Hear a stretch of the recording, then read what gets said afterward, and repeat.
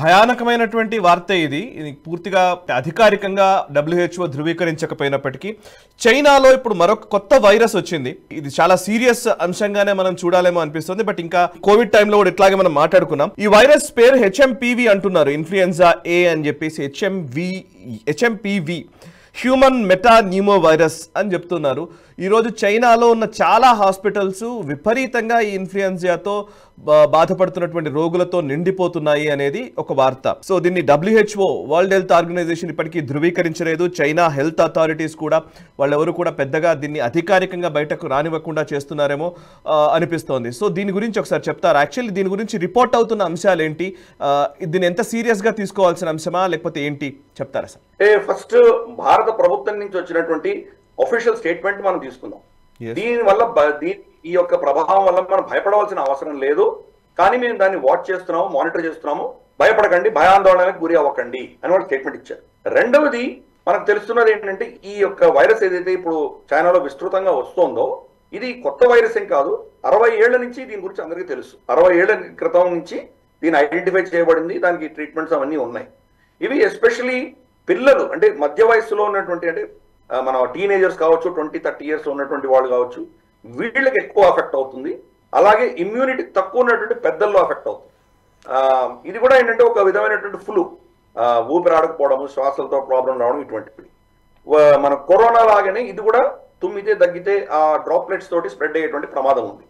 కానీ corona virus అంతటి ఘాతుకంగా లేదు అని చాలా మంది డాక్టర్లు, విశ్లేషకులు చెప్తున్నారు. కానీ చైనాలో మాత్రం విస్తృతంగా ఆల్మోస్ట్ కనీసం అంటే ఒక 10-15 కౌంటీస్ వైజ్ స్ప్రెడ్ అయిపోయింది ఆల్రెడీ. వాళ్ళ హాస్పిటల్స్ తట్టుకోలేకుండా ఉన్నాయి. ఆ పరిస్థితి చాలా వాళ్ళ చేయి జారిపోయే పరిస్థితి ఈరోజు మనం చూస్తున్నాం.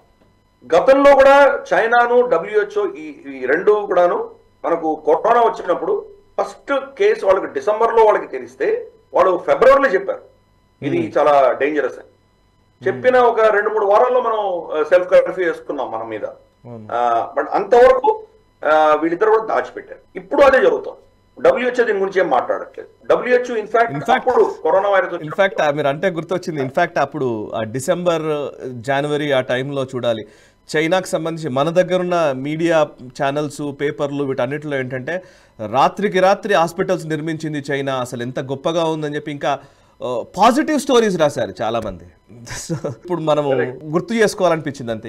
Please sir. కరెక్ట్. వాళ్ళే కాదు, ఈవెన్ WHO కూడా చైనా అసలు అద్భుతంగా ఆర్డర్ చేస్తోంది అని చెప్పి వాళ్ళకు సర్టిఫికెట్లు ఇచ్చింది చైనాకు. కరెక్ట్. అసలు చైనా చూసి నేర్చుకోండి, కరోనా వైరస్ ఎలా హ్యాండిల్ చేయాలో వాళ్ళ దగ్గర ప్రోటోకాల్స్ తీసుకొని మీరు వాళ్ళు ఎలా చేస్తున్నారో మీరు చేయండి అని చెప్పి WHO వాళ్ళకి ఒత్తాసు పలికింది అప్పుడు. టెడ్రోస్ తెలుసు, టెడ్రోస్ కంప్లీట్ గా చైనా తొత్తుగా ఉండడం మనకు తెలుసు. చైనాకు అమ్ముడుపోయినటువంటి వ్యక్తి. ఈ రోజు దాకా చైనాలో చైనీస్ ఆరిజిన్ గురించి దానికి ఎవరు మాట్లాడట్లేదు. ఎక్కడి నుంచి వచ్చిందో, వుహాన్ నుంచి వచ్చిందో అందరికీ తెలుసు.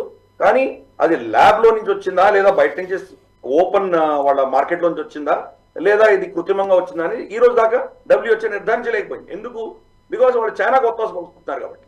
ఇప్పుడు అదే చేస్తున్నారు. ఇప్పుడు కూడా డిలే అయ్యి అది మొత్తం ప్రపంచం అంతా స్ప్రెడ్ అయిన తర్వాత అప్పుడు దాని పాండమిక్ అని డిక్లేర్ చేస్తే కనుక దానివల్ల లాభపడేటువంటి ఫార్మాస్యూటికల్ కంపెనీలు చాలా ఉంటాయి. ఇది 60 ఏళ్ల పాత వైరస్ కాబట్టి దీనికి ఆల్రెడీ వ్యాక్సిన్లో దీనికి కౌంటర్ మెజర్స్ ఏవో మందులు ఉంటాయి, ఆల్రెడీ రీసెర్చ్ చేసి వాళ్ళ దగ్గర ఉంటాయి. కానీ ఎక్కువగా లేవు కాబట్టి తక్కువ సంఖ్యలో వాళ్ళు మ్యానుఫ్యాక్చర్ చేసి ఉండొచ్చు. ఇది వేరే దేశాలకు స్ప్రెడ్ అయ్యి కొంతమంది చనిపోయి కొంత ప్యానిక్ వచ్చేంత వరకు వెయిట్ చేస్తారు. ప్యానిక్ వచ్చాక మీరు ఈ మందు వేసుకోకపోతే మీరు చనిపోతారని భయం మొత్తం ప్రపంచంలో సృష్టిస్తారు. అప్పుడు ఆ ఫార్మాస్యూటికల్ కంపెనీస్ దాన్ని మాస్ ప్రొడక్షన్ చేసి అమ్ముతారు. ఇదో పెద్ద ఫార్ములా తయారైంది. అంటే వీళ్ళందరూ కూడాను అదే పనిగా కొన్ని పాండమిక్స్ ని సృష్టించి ఆల్రెడీ వాళ్ళ దగ్గర ఉన్నటువంటి వ్యాక్సిన్స్ ని, వాళ్ళ దగ్గర ఉన్నటువంటి మందులని ఈ భయాన్ని వాళ్ళు ఎన్కాష్ చేసుకొని ఆ భయం వల్ల వాళ్ళు వాళ్ళ స్టాక్ మార్కెట్ పెంచుకోవడం, వాళ్ళ ప్రాఫిట్లు పెంచుకోవడం ఇవన్నీ చేస్తున్నారు ఫార్మాస్యూటికల్ ఇండస్ట్రీ అంతా కూడా. మనం చూస్తే కనుక గుర్తుండే ఉంటుంది సాయి నీకు, ఒక 10 ఏళ్ల క్రితం మనకి H1 ఏమంటారంటే హెపటైటిస్ బి ఇంజక్షన్ తీసుకోకపోతే కనుక అసలు చచ్చిపోతారు రేపు పొద్దున అన్నట్టు బెదిరించారు అందరినీ. మన వాళ్ళు ఒక క్యూలు కట్టి అందరూ హెపటైటిస్ బి మందులు తీసుకున్నారు. ఈరోజు దాని గురించి ఎప్పుడు మాట్లాడట్లేదే. సో అది వాళ్ళ ప్రాఫిట్స్ కోసం భయం క్రియేట్ చేస్తారు సమాజంలో. ఇప్పుడు అటువంటిదే జరుగుతోంది ఇది. కాకపోతే ఒక విషయం ఏంటంటే WHO ఈసారి మాత్రం మాకు డేటా రావట్లేదని చెప్పారు. చైనా ఎవరికి డేటా ఇవ్వట్లేదు. కరోనా అప్పుడు కూడా డేటా ఇవ్వలేదు, ఇప్పుడు కూడా డేటా ఇవ్వలేదు. నిజంగా వాళ్ళు డేటా షేర్ చేసి దీని సిమ్టమ్స్ ఎలా ఉన్నాయి, దీని ట్రాక్, దానికి మెడికల్ డేటా ఒకటి ఉంటుంది. ఆ మెడికల్ డేటా ప్రకారం దీని ఎటువంటి వ్యక్తులలో వెళ్తోంది, దీని ఇంటెన్సిటీ ఏంటి, దీనివల్ల రిపర్కషన్స్ ఏమొస్తున్నాయి, ఏ మెడిసిన్ ఇస్తే దీనికి ఎటువంటి రియాక్షన్స్ వస్తున్నాయి, ఈ డేటా అంతా కూడా చైనా ప్రపంచంతో షేర్ చేయాలి. వాళ్ళు షేర్ చేయండి, ఏదో దాచిపెట్టే ప్రయత్నం వాళ్ళు చేస్తున్నారు. కాబట్టి కొంతవరకు కొంత స్కేర్ అనేది మనకు ఉంటుంది. కానీ మన ప్రభుత్వము వీళ్ళందరూ పెద్దలందరూ అసెస్ చేసి చెప్తానంటే మీరంతా భయపడకండి, అంత గాబరా పడవలసిన అవసరం లేదు, చూద్దాం, హ్యాండిల్ చేద్దాం అని చెప్తున్నారు వాళ్ళు. చూద్దాం, వేచి చూద్దాం. రాబోయే బహుశా వారం 10 రోజుల్లో ఇంకా క్లారిటీ రావచ్చు. ఇప్పుడిప్పుడే చైనాలో వచ్చింది అది. మరి చైనాకు వ్యతిరేకంగా ఏదైనా దేశాలు ట్రావెల్ బ్యాన్ పెడుతున్నాయా, ఇవన్నీ కూడా చూడాలి. ఇవన్నీ అయిన తర్వాత కానీ మనం నిజంగా దాన్ని చెప్పలేము. ఇప్పటి వరకు అయితే విశ్లేషకులు తర్వాత నిపుణులు అందరూ చెప్తున్నది ఏంటంటే భయపడకండి, దీని ఒకవేళ వచ్చినా దీన్ని హ్యాండిల్ చేయవచ్చు, మేము మానిటర్ చేస్తున్నాం అన్నారు. కాబట్టి మనం దాన్ని అదే పనిగా దాని ఒక సెన్సేషన్ క్రియేట్ చేసే ప్రయత్నం మనం కూడా చేయకూడదు. ఈ వీడియో మీకు నచ్చినట్టయితే లైక్ చేయండి, 10 మందికి షేర్ చేయండి. అలాగే కామెంట్ల రూపంలో మీ అభిప్రాయాలను మాతో పంచుకోండి. Nationalist hub group of channels ను సబ్స్క్రైబ్ చేసుకుని తెలుగునాట జాతీయవాద జర్నలిజాన్ని ప్రోత్సహించండి. ఈ వీడియో కింద ఉన్న బెల్ ఐకాన్ పై క్లిక్ చేయడం మర్చిపోవద్దు.